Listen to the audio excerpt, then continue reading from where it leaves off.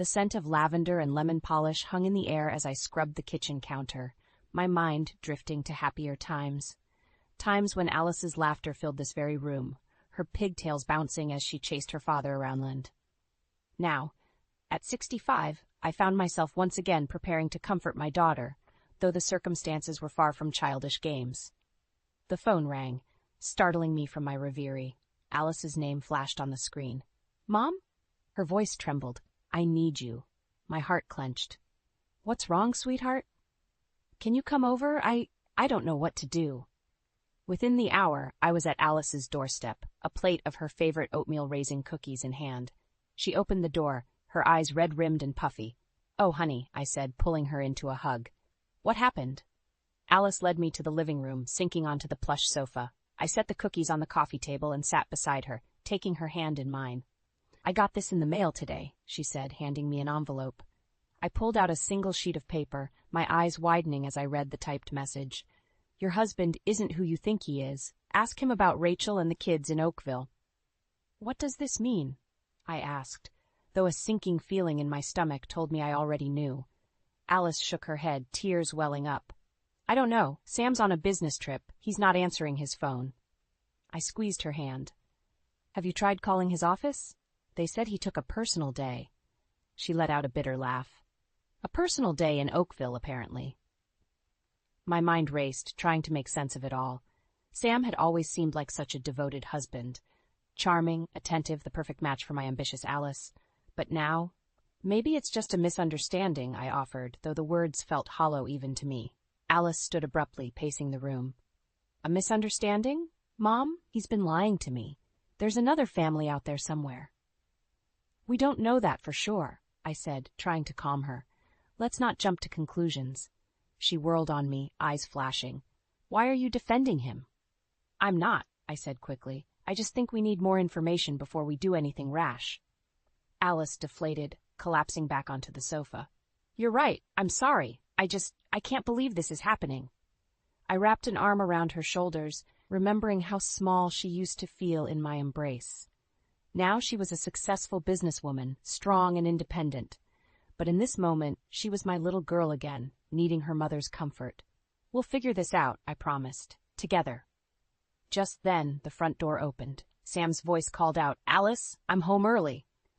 Alice stiffened beside me, her eyes meeting mine in panic.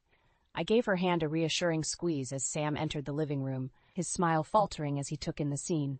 "What's going on?" he asked, his gaze darting between us. Alice stood, her voice steady as she held out the letter. "Care to explain this?" Sam's face paled as he read the note. He looked up, his expression a mix of shock and... was that guilt? "Alice, I can explain," he began, but Alice cut him off. "Save it. I want the truth, Sam." "All of it. Who's Rachel? And what kids in Oakville?" As Sam fumbled for words, I watched my daughter's world crumbling around her, and in that moment, I knew our lives would never be the same. Sam's face contorted into a mixture of shock and indignation as he read the letter. "Alice, honey, this is ridiculous. It's got to be some kind of sick joke." I watched my daughter's eyes narrow, her jaw clenching. "A joke? Then explain why you took a personal day in Oakville when you were supposed to be on a business trip." Sam's Adam's apple bobbed as he swallowed hard. I needed some time to think. Work's been stressful lately." "In Oakville?" Alice pressed, her voice rising. "With Rachel and the kids?"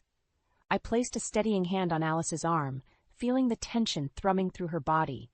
Sam's gaze darted between us, a cornered animal searching for escape. "There's no Rachel," he insisted, running a hand through his hair. "No kids. Alice, you know me. Would I ever do something like that to you?"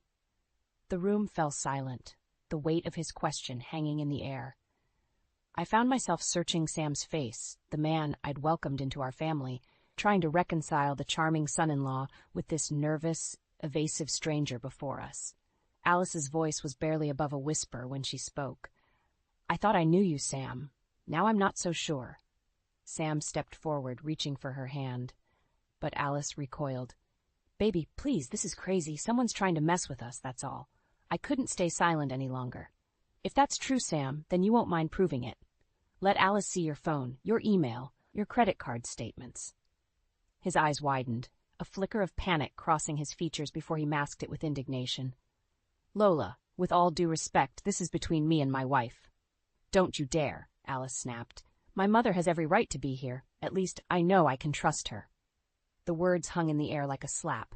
Sam's shoulders sagged, and for a moment I almost felt sorry for him. Almost. Fine, he said, fishing his phone from his pocket. Here, look through it. You'll see there's nothing to find. Alice took the device, her fingers flying over the screen. I watched her face, seeing the hope and doubt warring in her eyes. After a few minutes, she looked up, her expression unreadable. There are no texts or calls to or from anyone named Rachel, she admitted. But there are a lot of calls to a number with no name. And your email password has binged recently. Sam threw his hands up. The unnamed number is a client, Alice, and I change my passwords regularly for security. You know that. I stepped in, my voice gentle but firm. Alice, honey, I think you need some time to process all this. Why don't you come stay with me for a few days? She doesn't need to leave her own home, Sam protested, but Alice was already nodding. I think that's a good idea, Mom, she said, her voice thick with unshed tears. I'll pack a bag. As Alice disappeared upstairs, I turned to Sam. I hope, for everyone's sake, that you're telling the truth. But let me be clear. If you've hurt my daughter, there will be consequences. Sam's face hardened. I've done nothing wrong, Lola, and I don't appreciate these accusations. Before I could respond, Alice returned, overnight bag in hand. The sight of her, so lost and vulnerable, broke my heart. I'll call you, she told Sam, not meeting his eyes. I need some space to think. As we walked out the door, I heard Sam call after us, Alice, please, don't do this. But Alice kept walking, her head high despite the tears now flowing freely down her cheeks. As I helped her into the car, I knew one thing for certain. This was far from over, and I'd be damned if I let anyone, even Sam, hurt my little girl. The days following Alice's confrontation with Sam were a whirlwind of emotions. I watched my daughter oscillate between hope and despair, clinging to the possibility that it was all a misunderstanding while simultaneously preparing for the worst. He's been calling non-stop, Alice sighed, staring at her buzzing phone. We were sitting in my sunroom, the cheerful yellow walls a stark contrast to the gloom hanging over us. Have you answered? I asked, pouring her another cup of chamomile tea. She shook her head. I can't. Not yet, but... She hesitated, biting her lip. I've noticed things, Mom, things I can't ignore anymore. My heart sank. What kind of things, sweetheart? He's been working late more often. His stories about his trips don't add up. And last week I found a receipt for a jewelry store in his jacket pocket. Our anniversary isn't for months. I reached across the table, squeezing her hand. Oh, Alice? I need to know the truth, she said, her voice steadying with resolve. I'm thinking of hiring a private investigator. The words hit me like a punch to the gut. My mind flashed back to Alice's wedding day, her radiant smile as she walked down the aisle of our small-town church. Sam had looked at her like she hung the moon. Where had it all gone wrong? Are you sure that's necessary? I asked, even as I knew the answer. Alice nodded, her eyes shimmering with unshed tears. I have to know, Mom, one way or another. As much as it pained me, I knew she was right. Okay, honey, if that's what you need to do, I'll support you. The next week was a blur of clandestine meetings and hushed phone calls. Alice found a reputable detective agency, and I helped her gather the information they needed. All the while, Sam's calls and messages continued, growing increasingly desperate. Alice, please? His voice crackled through the speakerphone one evening. Just talk to me. We can work this out. I watched my daughter's face harden, her jaw set in determination. I'll talk to you when I'm ready, Sam. Not before. As she hung up, I couldn't help but feel a surge of pride.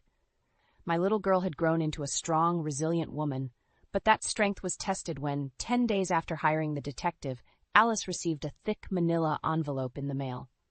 It's from the agency, she whispered, her hands shaking as she held it. I sat beside her on the couch, my arm around her shoulders. You don't have to open it right now if you're not ready. Alice took a deep breath. No, I need to know. With trembling fingers, she broke the seal and pulled out a stack of photographs. As we flipped through them, my heart shattered for my daughter. There was Sam armed with a pretty redhead.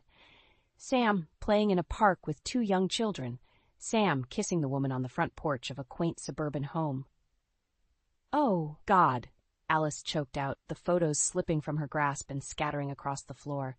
I pulled her close, feeling her body rack with sobs. I'm so sorry, sweetheart. I'm so sorry. As I held her, my mind raced. How could Sam have done this? How could he have built an entire secret life while married to my daughter? Alice's sobs gradually subsided, replaced by an eerie calm. She pulled away, wiping her eyes, and I saw a steely glint in them that I'd never seen before. Mom, she said, her voice steady despite the tear tracks on her cheeks. I need your help. We're going to make Sam pay for what he's done. In that moment, looking at my daughter's determined face, I realized that our ordeal was far from over. It was just beginning. And God help Sam when Alice was through with him. Whatever you need, honey, I promised, my own resolve hardening. I'm right here with you. Little did I know just how far we'd go in pursuit of justice and revenge. The morning after we received the detective's photos, I awoke to find Alice's bed empty. Panic gripped me until I heard muffled sounds from the study. I found her hunched over my old desktop computer, her eyes red-rimmed from lack of sleep. Alice, honey, have you been up all night? I asked, my voice thick with concern. She looked up, her face a mask of determination and barely contained rage. I couldn't sleep, Mom, not after what we saw, so I did some digging of my own. I pulled up a chair beside her, dreading what she might have uncovered. What did you find? Alice took a deep breath. It's worse than we thought. Sam doesn't just have another family. He has another life. She turned the screen towards me, revealing a social media profile for a Samuel Thompson in Oakville. The profile picture showed Sam, our Sam, grinning with his arm around the redhead from the photos. 2 smiling children completed the picture-perfect family portrait. He's been living a double life for years, Mom, Alice said, her voice cracking. He has a whole other identity, a successful real estate business in Oakville. Those kids, they're 6 and 4. He's been lying to me our entire marriage. My heart shattered for my daughter all over again. I reached out to comfort her, but she shrugged off my touch, standing abruptly. I need answers, she declared. I'm going to Oakville. Alarm bells rang in my head. Alice, wait. Think this through. What good will confronting them do? She whirled on me, eyes flashing. What good? Mom, I need to know the truth. I need to see it with my own eyes. And that woman, Rachel, she deserves to know too. I stood, grasping her shoulders gently. I understand, sweetheart, but barging in there could be dangerous. We don't know how Sam will react if he's cornered. Alice deflated slightly, sinking back into her chair. You're right, but I can't just sit here and do nothing. An idea struck me. What if we bring the mountain to Mohammed? Alice looked at me, confused. What do you mean? Sam doesn't know we've uncovered his secret, I explained. What if we set a trap, invite him home, make him think you're ready to reconcile, then confront him with what we know? A slow, almost predatory smile spread across Alice's face. And record everything. Get him to confess on camera. I nodded, a mix of pride and apprehension swirling in my chest. Exactly. We'll have irrefutable proof, and he won't be able to wiggle his way out of it. Alice's fingers flew across the keyboard, pulling up Sam's number. I'm calling him now. He'll be so relieved. He won't suspect a thing. As she dialed, I couldn't help but marvel at my daughter's strength. The sweet little girl who once cried over scraped knees was now a force to be reckoned with. Sam? Alice's voice was honey-sweet, betraying none of the turmoil beneath. Hi, it's me. I think I'm ready to talk. Can you come over tonight? I watched as she masterfully wove a tale of loneliness and regret, luring Sam into our web. When she hung up, her eyes met mine, blazing with determination. He'll be here at 7, she announced. We have work to do. The next few hours were a flurry of activity. We set up hidden cameras, prepared a script of questions, and steeled ourselves for the confrontation to come. As the clock ticked closer to 7, I saw Alice's resolve waver for just a moment. Mom, she whispered, what if I'm not strong enough to face him? I cupped her face in my hands, my heart swelling with love and pride. You are the strongest person I know, Alice. You can do this, and I'll be right here with you every step of the way. The doorbell rang, shattering the moment. Alice straightened her shoulders, took a deep breath, and nodded. Let's end this, she said, moving towards the door. As I watched her go, I knew that whatever happened next would change our lives forever. The time for truth had finally come. The tension in the room was palpable as Sam stepped through the doorway. Alice's face was a mask of calm, but I could see the storm brewing behind her eyes. I retreated to the kitchen, close enough to intervene if needed, but giving them space for this confrontation. "Alice, honey, I'm so glad you called." Sam's voice drifted in, sickeningly sweet. "I've missed you so much." "Have you, Sam?" Alice's tone was cool, controlled. "Or have you been too busy with your other family to notice I was gone?" The silence that followed was deafening. I peered around the corner, seeing Sam's face drain of color. "What are you talking about?" he stammered. Alice's laugh was bitter. "Don't insult me, Sam. I know everything. Rachel, the kids in Oakville, your entire double life." Sam's shoulders sagged, the facade crumbling. "Alice, I can explain." "Explain?" Alice's voice rose. "Explain how you've been lying to me our entire marriage? How you have 2 children I knew nothing about?" I watched as Sam reached for her, but Alice recoiled. "Don't touch me," she hissed. "It was a mistake," Sam pleaded. "I never meant for it to go this far. I love you, Alice. You're my wife." "And what's Rachel?" Alice demanded. "What are those children?" Sam's face crumpled. A moment of weakness that spiraled out of control, but I want to make it right. I'll end it with Rachel, I swear. We can start over, just you and me. I felt my blood boil at his audacity. How dare he think he could manipulate his way out of this? Alice's next words chilled me to the bone. "You're right, Sam. We are going to start over, but not in the way you think." She pulled out her phone, playing a video of Sam with his other family. His face paled further. "How did you?" "I hired a private investigator," Alice cut him off. "I have everything documented. Your trips, your fake business, the money you've been funneling to support them." Sam's demeanor changed instantly, desperation replaced by anger. "You had no right to spy on me. And you had no right to betray me," Alice shouted back, "to lie to me every single day for years." I stepped into the room then, unable to stay back any longer. "I think you should leave, Sam." He whirled on me. "This is none of your business, Lola." "My daughter is my business," I retorted, standing my ground.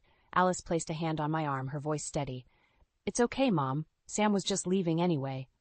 Sam's eyes darted between us, realizing he was cornered. "Alice, please, we can work this out. I'll do anything. Anything." Alice's voice was dangerously soft. "Then pack your bags and get out of my house. I want you gone by morning." "You can't be serious," Sam sputtered. "Where am I supposed to go?" Alice's smile was cold. "I hear Oakville's nice this time of year." With that, she turned her back on him, effectively dismissing him.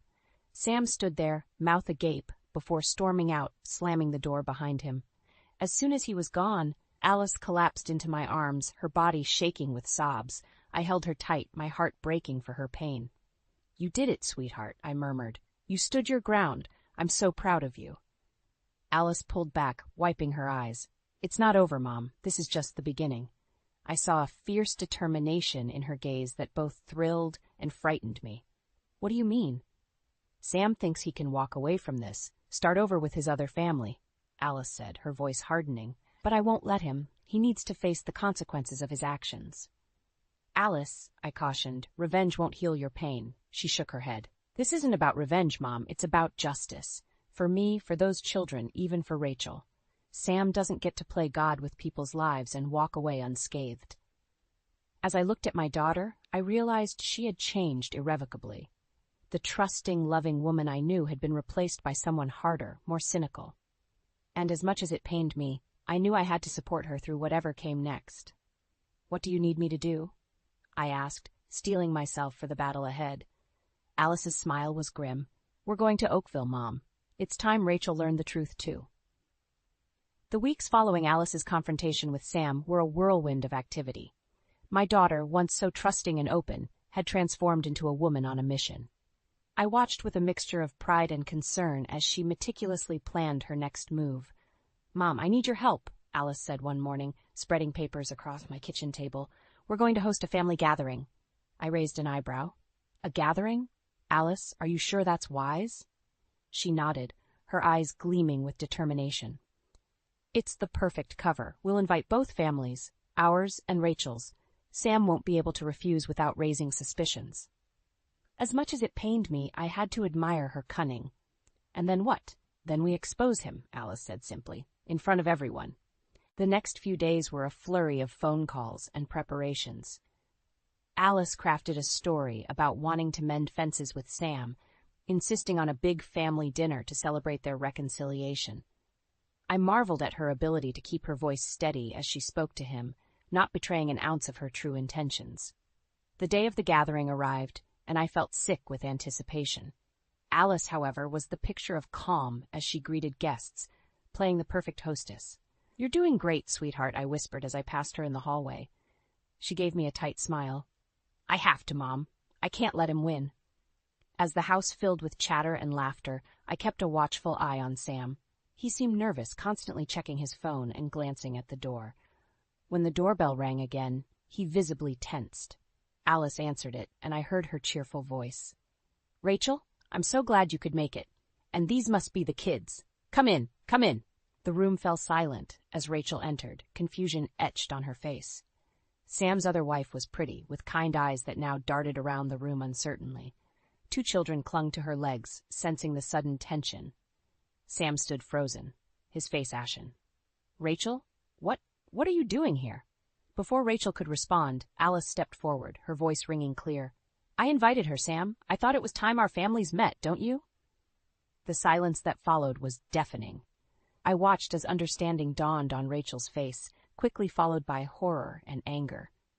"Sam," she choked out, "what's going on?" Alice's voice was steel. "Why don't you tell her, Sam? Tell everyone how you've been living a double life, how you have 2 wives, 2 families in 2 different states." Gasps and murmurs filled the room. Sam's parents looked shell-shocked, while his sister burst into tears. Rachel stumbled backward, clutching her children close. "Is this true?" she demanded, her voice breaking. Sam's eyes darted wildly around the room, like a cornered animal. I can explain," he stammered. But Alice wasn't done. She produced a folder, spreading documents across the coffee table. "Bank statements, travel records, birth certificates," she announced. "Everything that proves Sam's deception." I watched as Sam's world crumbled around him. His parents turned away in disgust, while Rachel's sobs filled the air. The children, confused and frightened, began to cry. In that moment, I saw Alice falter for the first time. The weight of what she had done, the lives she had upended, seemed to hit her all at once. She swayed slightly, and I rushed to her side. "Alice," I whispered, "maybe we should." But she straightened, shaking off my concern. Her eyes met Sam's, and I saw a flash of the hurt, betrayed woman beneath her hard exterior. "It's over, Sam," she said, her voice barely above a whisper. "You've lost everything." As chaos erupted around us, Rachel's angry shouts, Sam's desperate pleas, the confused cries of family members, I held my daughter close. She had won, but at what cost? The reckoning had come, and none of us would ever be the same. The aftermath of Alice's revelation was chaos incarnate. Shock waves rippled through the room as Sam's duplicitous life lay bare for all to see. I watched, heart-pounding, as the scene unfolded like a car crash in slow motion. Rachel, Sam's other wife, stumbled backward, her face a mask of disbelief and horror. How could you?" she choked out, tears streaming down her face. Sam, pale and sweating, looked frantically between Alice and Rachel. "I can explain," he stammered, but his words fell flat in the charged atmosphere. Alice stood firm, her voice steady despite the trembling I could see in her hands. "There's nothing to explain, Sam. The evidence speaks for itself." As if on cue, Sam's parents stepped forward, his mother's face contorted with anger and shame. "Samuel James Henderson," she hissed, "how dare you bring this disgrace upon our family?" The room erupted into a cacophony of voices, accusations, questions, and cries of disbelief. I moved to Alice's side, ready to support her if needed, but she remained resolute. "Everyone, please," Alice called out, her voice cutting through the noise. "I know this is a shock, but there's more you need to know." She produced a stack of financial documents, spreading them on the coffee table. "Sam hasn't just been lying about his personal life. He's been embezzling from both his companies to fund this double life." Fresh gasps of horror filled the room. Sam's father, a respected businessman himself, looked as if he'd been struck. "Is this true, son?" he demanded. Sam's silence was damning. Rachel, who had been quietly sobbing, suddenly straightened. "The business trips," she said, her voice hollow. "They were never real, were they? You were just shuttling between us." Alice nodded grimly. "I'm so sorry, Rachel. I only found out recently myself." As the 2 women shared a look of understanding, I felt a surge of pride for my daughter's compassion in the face of her own pain. The moment was shattered by Sam's desperate lunge towards the door. "You can't do this to me," he shouted, his composure finally cracking. "I'll lose everything." Alice's brother-in-law, a burly man named Mike, blocked his path. "You've done this to yourself, Sam," he growled. Trapped, Sam whirled back to face the room. His eyes, wild with panic, landed on his children, clinging to Rachel's legs. "Please," he begged, "think of the kids. We can work this out, can't we?" It was Rachel who answered, her voice steely with newfound resolve. "No, Sam. We can't. It's over." As if those words were a signal, Sam crumpled to the floor, sobbing. The sight of this once charming man reduced to a blubbering mess was almost pitiful. Alice stepped forward, her face a mix of emotions I couldn't quite decipher. "I've already contacted both companies' legal departments," she announced. "They'll be launching full investigations. And Rachel," she turned to the other woman, "I have a lawyer friend who can help you with whatever comes next." Rachel nodded gratefully, pulling her children close. As the initial shock began to wear off, people started to move. Sam's parents huddled in a corner, whispering furiously. Rachel was comforted by some of Alice's friends. And Sam sat alone, abandoned by everyone. I approached Alice, who stood watching it all with an unreadable expression. "You did it, sweetheart," I said softly. "It's over." She turned to me, and I was startled to see tears in her eyes. "Is it, Mom?" she whispered. "Why doesn't it feel like a victory?" Before I could respond, Rachel approached us, her children in tow. "Alice," she said hesitantly, I don't know what to say. Thank you seems inadequate, but—" Alice managed a small smile. "That you don't have to say anything. We're both victims here." As the two women embraced, I realized that this wasn't an ending, but a beginning. The real challenge, healing and moving forward, was just starting. And as I watched my daughter comfort the woman who had unknowingly shared her husband, I knew that whatever came next, Alice would face it with the same strength and grace she'd shown today. The storm had broken, but the aftermath was yet to come. The weeks following Sam's exposure were a whirlwind of legal battles, emotional upheavals, and unexpected alliances. I watched my daughter navigate this storm with a grace and strength that both awed and worried me. One crisp autumn morning, Alice called me over to her house. As I entered, I found her sitting at the kitchen table with Rachel, heads bent over a stack of papers. "Mom," Alice said, looking up with tired eyes, "we need your advice." I sat down, noting the legal documents spread before them. "What's going on, girls?" Rachel spoke first, her voice trembling slightly. "The divorce proceedings are almost finalized, for both of us. But Sam's trying to claim he has no assets," Alice finished, her jaw clenching. "He's trying to leave us both with nothing." My blood boiled at Sam's audacity. That lying, cheating. "We know, Mom," Alice cut me off gently. "But we have a plan. We just need your help to pull it off." As they outlined their strategy, I felt a mix of pride and apprehension. My daughter and the woman who had unknowingly shared her husband had formed an unlikely alliance, determined to see justice done. The next day found us in a sleek downtown office, facing Sam and his lawyer across a polished conference table. Sam looked haggard, his once charming smile replaced by a permanent scowl. "Let's make this quick," his lawyer began. "My client has already stated he has no assets to divide." Alice leaned forward, her voice steady. "That's interesting, Sam, because Rachel and I have been doing some digging." Sam's face paled as Alice produced a thick folder. "We found your offshore accounts," she continued, "the ones where you've been funneling money from both your businesses." Rachel chimed in, her quiet voice carrying a newfound strength. "We also uncovered the property you bought in the Cayman Islands, the one you thought no one knew about." Sam's lawyer sputtered, but Alice wasn't finished. "We're prepared to turn all of this over to the authorities unless you agree to a fair settlement for both of us." The room fell silent as Sam's world crumbled around him once again. His lawyer whispered urgently in his ear, but Sam seemed beyond hearing. "How?" he finally croaked. "How did you find out?" Alice's smile was cold. "You underestimated us, Sam. Both of us. That was your biggest mistake." What followed was a flurry of negotiations, with Sam and his lawyer fighting a losing battle.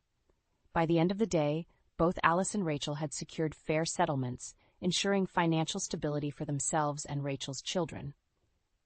As we left the office, I saw Alice sag slightly, the weight of the past months finally showing.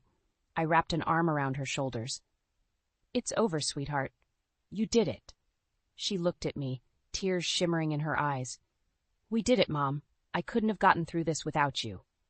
Rachel approached us, her face a mix of exhaustion and relief. "Alice, I don't know how to thank you." Alice surprised me by pulling Rachel into a hug. We helped each other. That's what matters. As I watched these two women, both betrayed by the same man, find strength in each other, I felt a surge of hope for the future. Months later, we gathered for a small celebration at Alice's house. Rachel and her children were there, along with close friends who had supported us through the ordeal. As I looked around the room, I saw smiles where there had once been tears, laughter where there had been pain. Alice clinked her glass, calling for attention. "I want to make a toast," she said, her voice strong and clear, "to new beginnings, to unlikely friendships, and to the strength we find in ourselves when we're tested." As glasses were raised and cheers echoed, I felt a profound sense of pride. My daughter had faced her darkest hour and emerged not just victorious, but compassionate. She had turned a tale of betrayal into one of resilience and hope. Looking at Alice now, surrounded by love and support, I knew that whatever challenges life might bring, she would face them with the same courage and grace she'd shown throughout this ordeal. And I would be right there beside her, every step of the way. The storm had passed, and in its wake, we had all been transformed. As the evening wound down and guests began to leave, Alice caught my eye across the room. Her smile, bright and genuine, told me everything I needed to know. We had weathered the storm, and we were stronger for it.